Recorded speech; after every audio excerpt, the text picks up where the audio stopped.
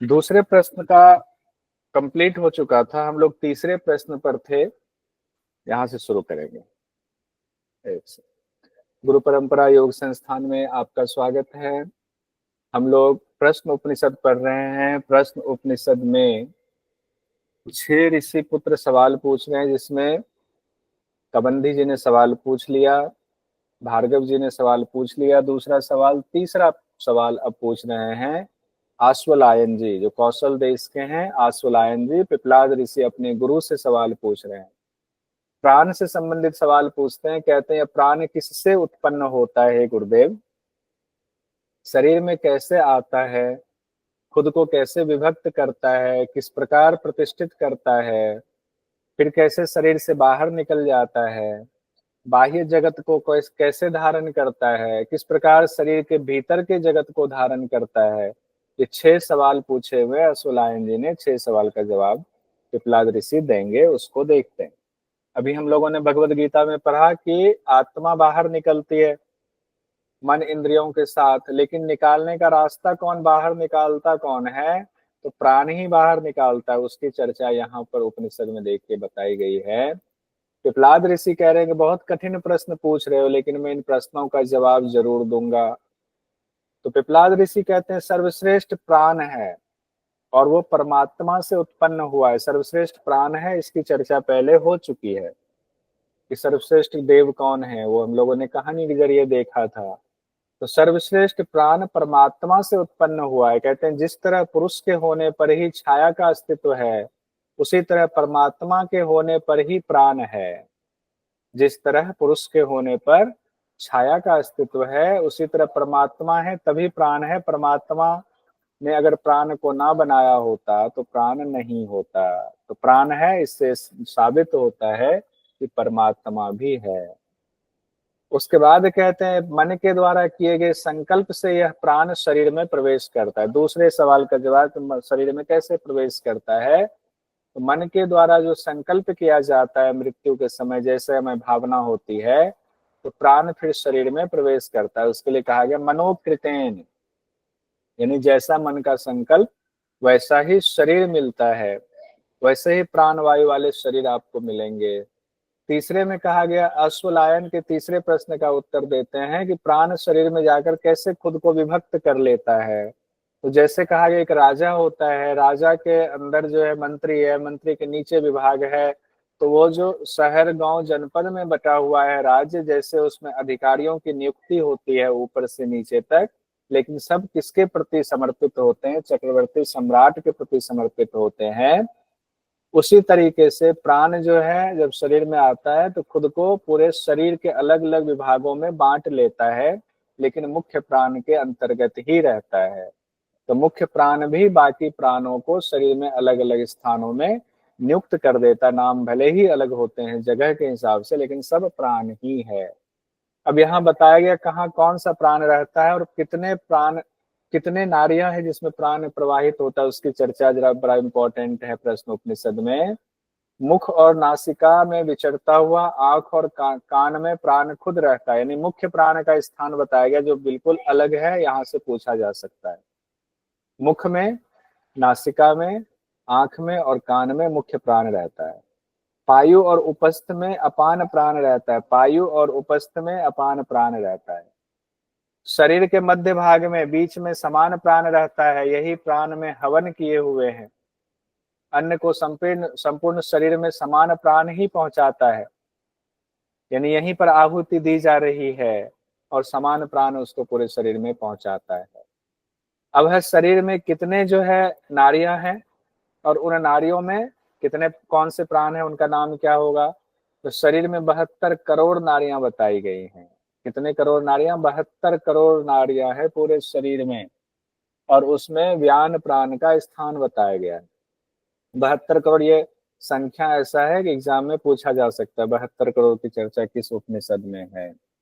एक मुख्य नाड़ी जो ऊपर की ओर जाती है, एक मुख्य नाड़ी है ऊपर जाती है, उसमें उदान प्राण रहता है, यानी सुषुम्ना नाड़ी की बात हो रही है।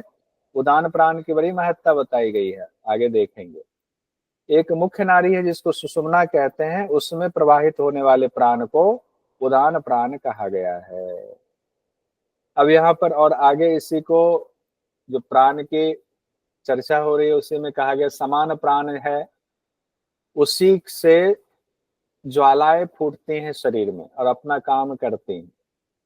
कहते सप्त अर्चिस कहा गया है, यानी 7 ज्वालाएं समान प्राण की वजह से ही प्रस्फुटित होती हैं। सप्त अर्चिस में कहा गया है विषयों को प्रकाशित करने वाले ऊपर के द्वार 2 नाक, 2 कान, आंख और 1 मुख। इस ऐसा व्याख्या में ये बात कही गई है, मंत्र में नहीं है। समान प्राण से ही 7 ज्वालाएं पुष्ट होती हैं और अपना कार्य करती हैं। व्यान का क्या कार्य बताया गया है? कहते हैं पिपलाद ऋषि कि प्रसिद्ध जीवात्मा जो हृदय प्रदेश में रहता है, उस हृदय में मूल रूप से 100 नाड़ियों का ही समूह है। मूल रूप से कितने नाड़ियों का समूह है? 100 नाड़ियों का ही समूह है। और उस 100 नाड़ियां 72 करोड़ नाड़ियों में विभक्त हो जाती। कैसे विभक्त होती है उसके बारे में कहा गया है।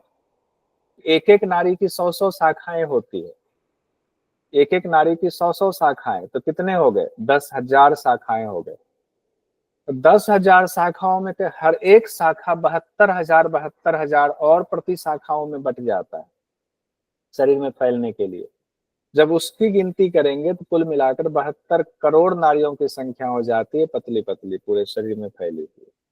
और इन सभी नाड़ियों में कौन सी वायु है? व्यान वायु विचरण करती है। सभी नाड़ियों की पुष्टि व्यान वायु से होती है। अब उदान वायु का स्थान और कार्य बड़ा महत्वपूर्ण है, इसको ध्यान में रखिए। उदान वायु का स्थान और कार्य, कहते हैं 72 करोड़ नाड़ियों से भिन्न भी एक नाड़ी है जिसका नाम है सुषुम्ना नाड़ी, जो हृदय से तो निकलती है लेकिन सीधे ऊपर की तरफ जाती है। और उसी सुषुम्ना नाड़ी में कहा गया है उदान वायु ऊपर की तरफ विचरण करती है। उदान वायु किधर विचरण करती है? ऊपर की तरफ विचरण करती है। वही उदान वायु आत्मा को बाहर ले जाती, दूसरे लोकों में, दूसरे शरीरों में पहुंचाती। कहते हैं पुण्य कर्मों के द्वारा मनुष्य को पुण्य लोक में ले जाती है, और पाप जो कर्म करते हैं उसे पाप योनियों में ले जाके पहुंचा देती है। पाप पुण्य कर्म करने वाले को मनुष्य शरीर में। यानी कि आप निकल करके कहाँ जाएंगे वो तो अलग बात है अपने कर्मों के हिसाब से, लेकिन किस वाहन से जाएंगे, वो गाड़ी कौन सी है? कहते हैं वो उदान प्राण रूपी गाड़ी है जिसमें बैठ करके आपकी आत्मा जो है विचरण करती है, शरीर से बाहर जाती है किसी और योनि के लिए। अश्वलायन के 3 प्रश्नों का उत्तर यहाँ पूरा हो गया। चौथा प्रश्न उनका है कि कैसे शरीर से बाहर निकलता है। तो ये चौथा प्रश्न हालांकि यही उदान वायु वाला ही है कि उदान वायु ही शुभाशुभ कर्मों सहित पुण्य लोकों में ले जाता है और पाप कर्म वालों को अन्य लोकों में ले जाता है। मनुष्य को उदान वायु ही अन्य यानी अलग अलग योनियों में, निम्न योनियों में ले जाता है, और जिनके दोनों कर्म बराबर हैं उनको मनुष्य शरीर में प्रदान करता है। अब है कि ले किसको जाता है? जीवात्मा को। तो भगवान कहते हैं, भगवान ने यहाँ पर पिपलाद ऋषि जो है गुरु के रूप में है 6 ऋषि पुत्रों के, वो कहते हैं जीवात्मा जिस संकल्प वाला होता है। तो जीवात्मा कैसे संकल्प वाला होगा? हमारे मन में जो इच्छाएं रह जाती हैं वही संकल्प बन जाता है। काश इसकी पूर्ति हो जाती और हमारी मृत्यु हो गई, तो वही संकल्प रह गया, वो इच्छा पूर्ति नहीं हुई। तो जीवात्मा जिस संकल्प वाला होता है उसी संकल्प के साथ मुख्य प्राण में स्थित हो जाता है, और फिर मुख्य प्राण तेज से युक्त होकर उसे भिन्न भिन्न योनियों में ले जाता है। उदान प्राण को यहाँ मुख्य प्राण के रूप में संबोधित किया गया, क्योंकि नाम भले उदान प्राण है लेकिन है तो मुख्य प्राण का ही अंग। ये बात 5वें 6ठे प्रश्न के दौरान भी कही गई है। 5वां जो प्रश्न है बाह्य जगत को कैसे धारण करता है, और 6ठा है किस प्रकार शरीर के भीतर के जगत को धारण करता है। कहते हैं सूर्य ही सबका बाह्य प्राण है, यह मुख्य प्राण के रूप में शरीर के बाहर के अंगों को पुष्ट करता है। कौन? सूर्य रूप में मुख्य प्राण। और यही आंख आदि को देखने की शक्ति प्रदान करता है। शरीर के अंदर जाता है तो अलग अलग नामों में विभक्त होकर के शरीर के अंदर के जगत को धारण करता है। वो नाम हम ऊपर देख चुके हैं, उसी को यहाँ बात कही जा रही है। पृथ्वी में जो अपान वायु की शक्ति रूपी देवता है वही हमारे शरीर के अपान वायु को टिकाए रखती है। पृथ्वी और स्वर्ग के बीच जो आकाश है, अंतरिक्ष लोक है, वह समान वायु है। वायु ही व्यान कहा गया है, मतलब प्राण वायु। उस नाम तो अलग अलग जगहों पर जाने की वजह से बदल गया, वायु ही ज्ञान है। वह बाहरी अंगों को अवकाश देकर इसकी रक्षा करता है, मतलब आकाश उत्पन्न करता है इसलिए रक्षा देता है। और वही वायु जब शरीर के भीतर होती है तो शरीर के भीतर भी तो आकाश तत्व होते हैं, आकाश स्थान होता है, खाली स्थान होता है, तभी मुंह चलता है, खाना पचता है। वायु को अवकाश देकर विचरने देता है।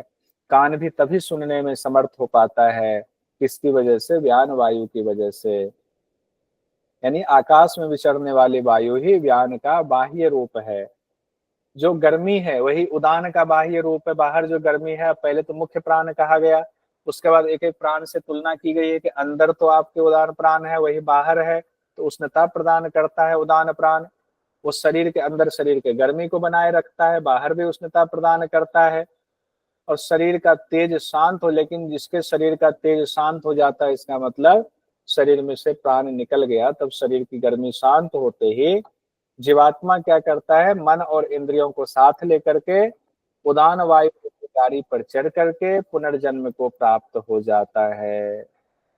अब यहाँ जीवात्मा जिस संकल्प वाला होता है, जो ऊपर बात हुई है, उसी संकल्प के साथ वो मुख्य प्राण में बाद में जा करके स्थित हो जाता है। फिर मुख्य प्राण क्या करता है? तेज उदान से युक्त होकर इंद्रियों से युक्त जीवात्मा को उसके संकल्प जो उसके रहे हैं उसके अनुसार अलग अलग योनियों में ले जाकर पहुंचा देता है। एक गाड़ी से तो गए उदान रूपी गाड़ी से, फिर मुख्य प्राण उसको पकड़ लेता है, आओ तुमने यहाँ तक पहुंचा दिया।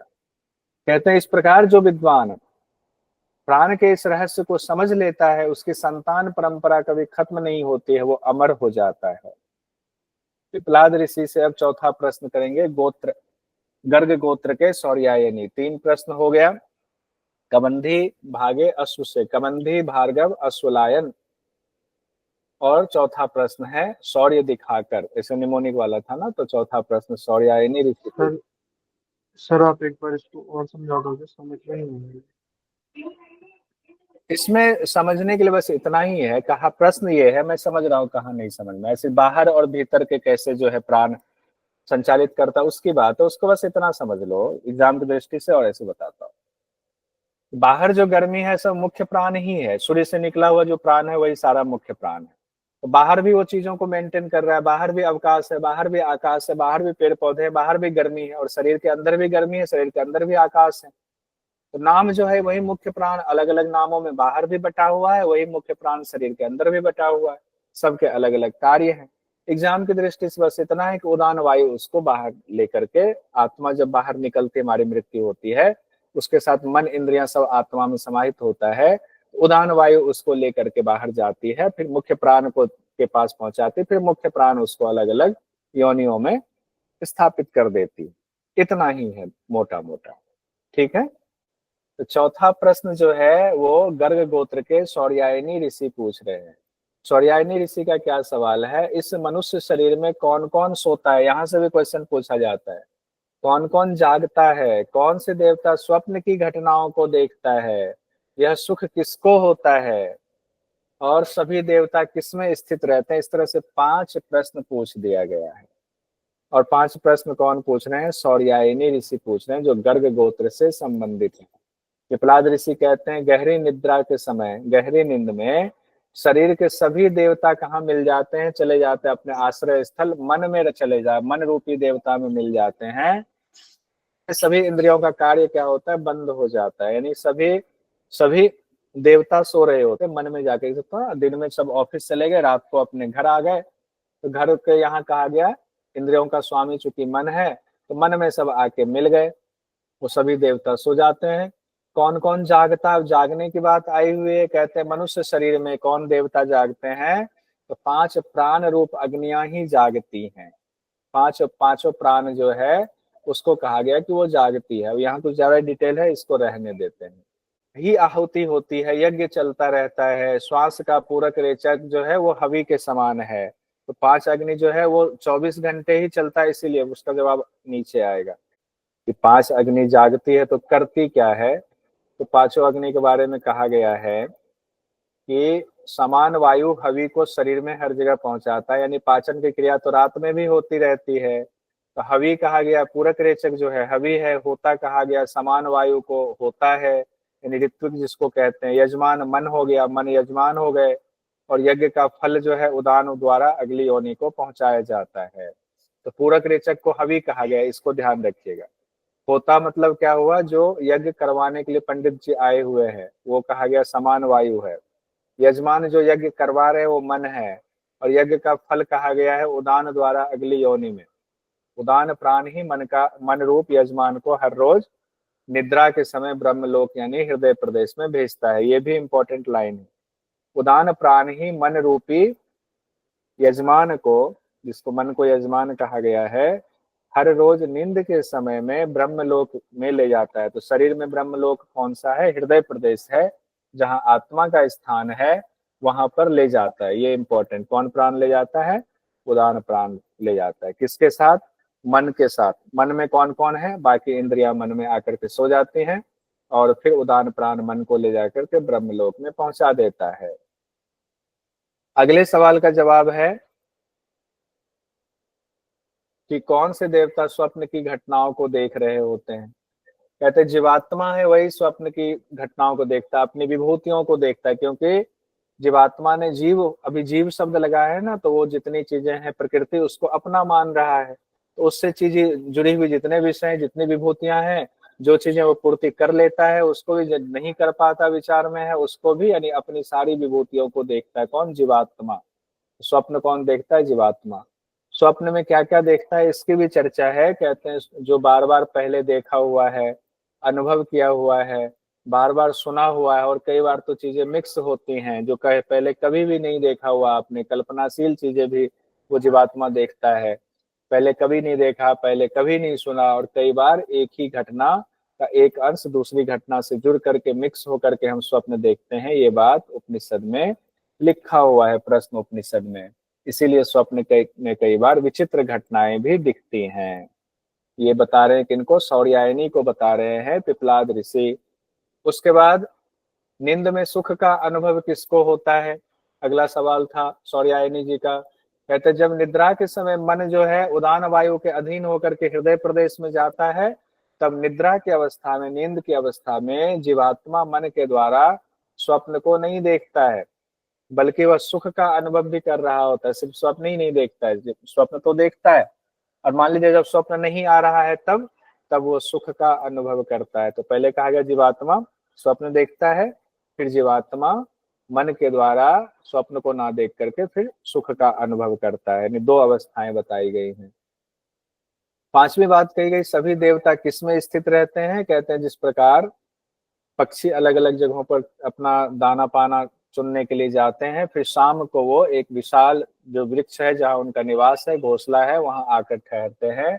उसी तरह से सभी देवता उस हृदय रूपी परमात्मा में आकर के आश्रय लेते हैं। तो सभी देवता परमात्मा में आश्रय लेते हैं। सभी पदार्थ परमात्मा के ही आश्रित हैं। जहाँ कहा गया पांच भूत है, पृथ्वी जल अग्नि वायु आकाश, पंच तन्मात्रा है, रूप रस गंध शब्द स्पर्श, पांच ज्ञानेन्द्रिया है, नाक जिह्वा चक्षु त्वचा कान, कर्मेंद्रिया है, वाक हाथ पांव पायु और उपस्थ। ये सारे देवताओं के नाम है। सारे देवता कहाँ जाएंगे? परमात्मा में मिल जाएंगे। उसके अलावा अंतःकरण है, मन बुद्धि अहंकार चित्त है और प्राण, ये सब देवता जो हैं परमात्मा के ही आश्रित हैं। उन्हीं से डोर बंधा हुआ है, बीज वही है, जड़ वही है। साथ ही यह आत्मा देखने वाला, स्पर्श करने वाला, सुनने वाला, सूंघने वाला, स्वाद लेने वाला, मनन करने वाला, कर्म करने वाला भी अविनाशी परमात्मा में ही स्थित होते। चाहे कुछ भी हो जाए, चाहे कोई भी है, जितना भी जड़ चेतन है, सब परमात्मा में ही स्थित है। कहते हैं जो इस आत्मा को जानता है, इस रूप में जानता है, वो अविनाशी परमात्मा को प्राप्त हो जाता है। जो कोई ऐसा है जानने वाला, वही सर्वज्ञ है, वही सर्वरूप हो जाता है। चार प्रश्न कंप्लीट हो गया एक बार सीक्वेंस में चारों का। कबंधी जी, भार्गव जी, अश्वलायन जी, सौर्यायनी जी। शौर्य दिखाकर सत्य बोलकर, सत्य बोलने की बात आई तो शिवी कुमार के पुत्र हुए सत्यकाम। सत्यकाम जी पांचवा प्रश्न पूछ रहे हैं और इनका प्रश्न है, जो मनुष्य सदा मृत्यु पर्यंत ओंकार की उपासना करते हैं उनकी क्या गति होती है, उनको क्या फल मिलता है, इसके बारे में हमें बताइए। तब पिपलाद ऋषि कहते हैं कि पर ब्रह्म भी ओम है, अपर ब्रह्म भी ओम है, यानी ओम ही अक्षर ब्रह्म ही सब कुछ है, उसी को पर ब्रह्म भी समझो, उसने उन्हीं को अपर ब्रह्म भी समझो। कहते हैं जिस भाव से जो ओंकार की उपासना करेगा, जिस संकल्प के साथ ओंकार की उपासना करेगा, उस संकल्प के फल को वो ओंकार के द्वारा प्राप्त करेगा। तो कैसे कैसे संकल्प है, इसकी चर्चा यहाँ पर की गई है। कहते हैं अगर कोई ऐश्वर्य में आ सकता है कि हमें ऐश्वर्य की प्राप्ति हो, और उसे पाने के लिए एक मात्रा वाले ओम की विधि बता दी गई कि एक मात्रा वाले ओम का जाप करता है क्योंकि हमें सिर्फ ऐश्वर्य चाहिए, तब उसके साथ कैसे उसको फल की प्राप्ति होगी। कहते हैं तब ऋग्वेद की ऋचाओं के द्वारा उसे पुनः पुनः मनुष्य शरीर प्राप्त होता है। किसके द्वारा? ऋग्वेद की ऋचाओं द्वारा पुनः पुनः मनुष्य शरीर की प्राप्ति। किनको? सिर्फ एक मात्रा वाले ओम का जाप करने के लिए। और जब वो मनुष्य शरीर मिलता है तो बड़ा ऐश्वर्य का उपभोग करता है, उत्तम आचरण वाला मनुष्य बनता है, बार बार मनुष्य जन्म लेता है और बार बार वो सुख भोगता है इस मनुष्य योनि में।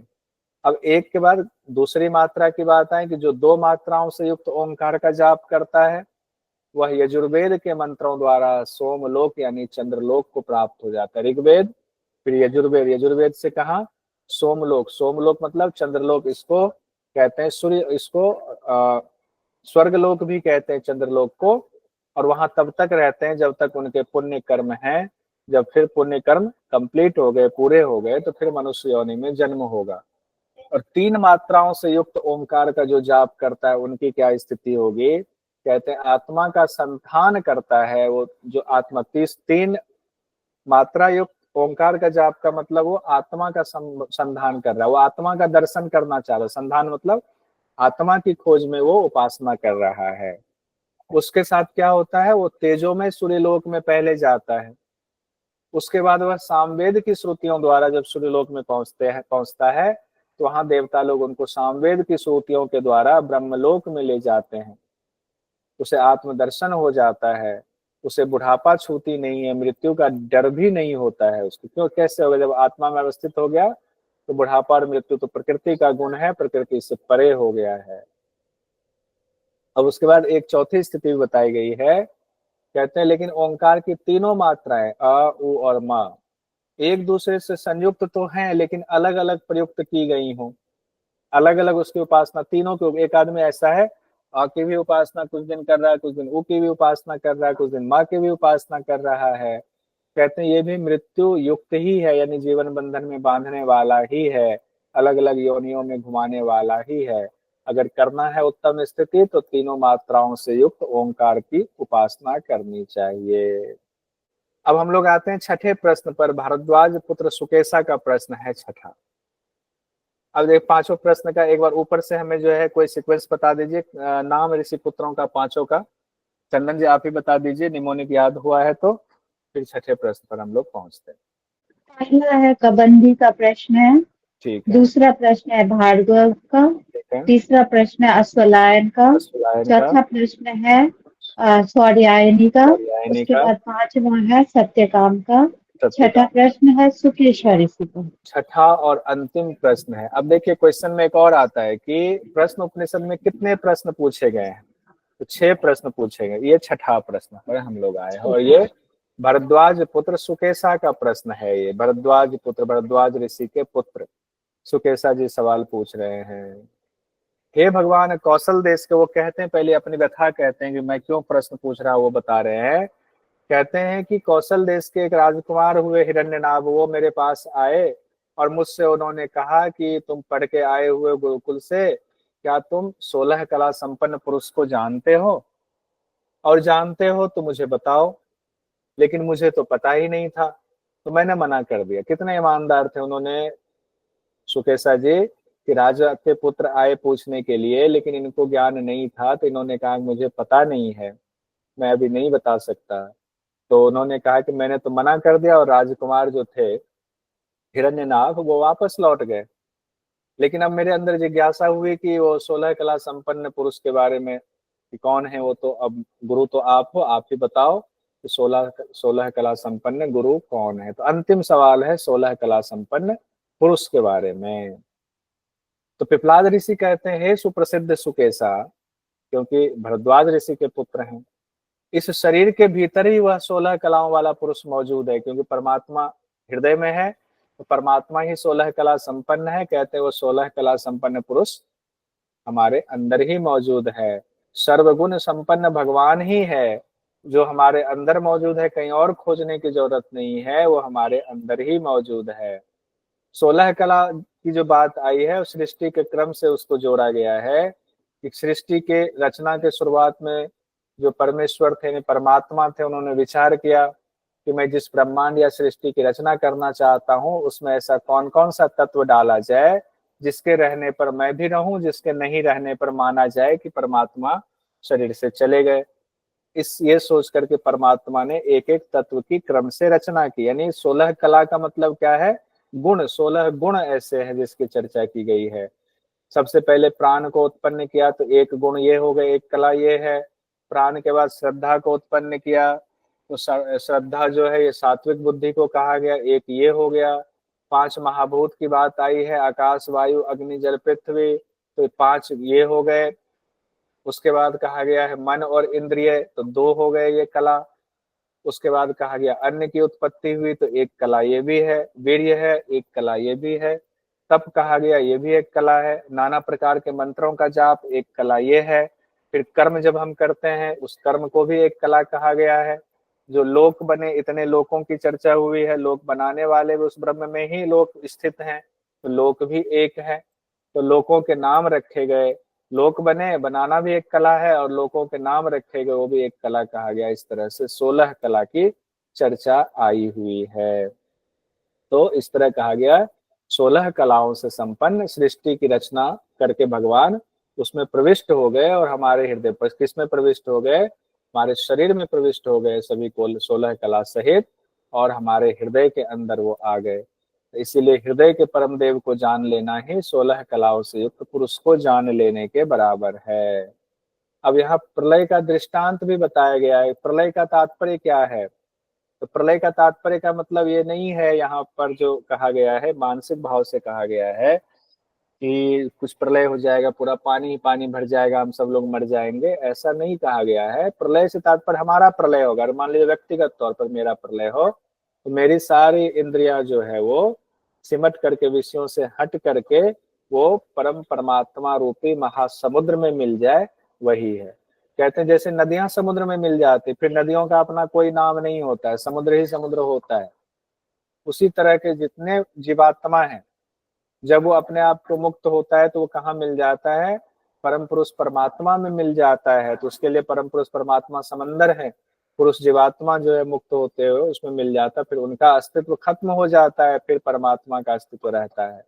फिर वह अकल अमृत हो जाता है। अकल अमृत मतलब जिनमें कोई कला नहीं, कलाहीन है, कला रहित है, उसको अकल अमृत कहा गया है।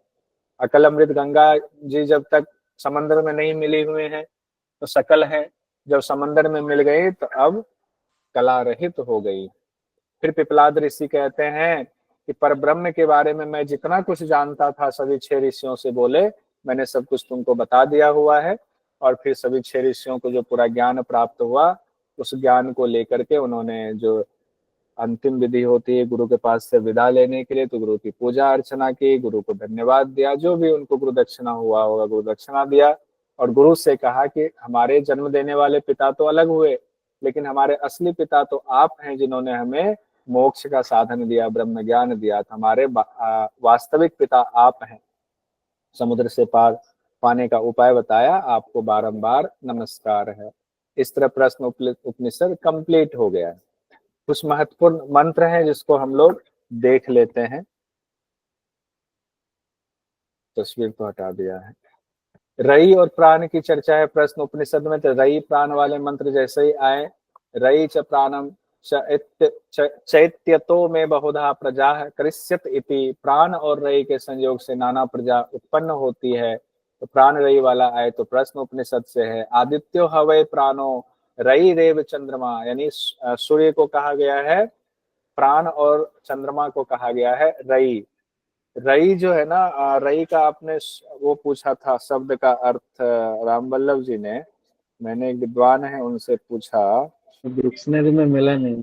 नहीं है, उनसे मैंने पूछा, मैं बताता हूँ। विजय जी व्याकरणाचार्य जी हैं, पहले पढ़ाते थे, उनसे पूछा, उन्होंने लिखा हुआ है कि री गतो धातु है और जाने के अर्थ में इसका इस्तेमाल किया जाता है री धातु। तो इसको जब रई बनता है तो धन और वैभव से इसका अर्थ निकलता है। रई का मतलब धन और वैभव होता है, ये उन्होंने मुझे, चूंकि चंद्रमा वैभव का प्रतीक है, शास्त्रों में ऐसा कहा गया है, चंद्रमा की पूजा करते हैं वैभव मिलता है, और यहाँ भी उपनिषद में भी तो कहा ही गया है, उसकी तुलना चंद्रमा से की गई है कि चंद्रमा वैभव का प्रतीक है।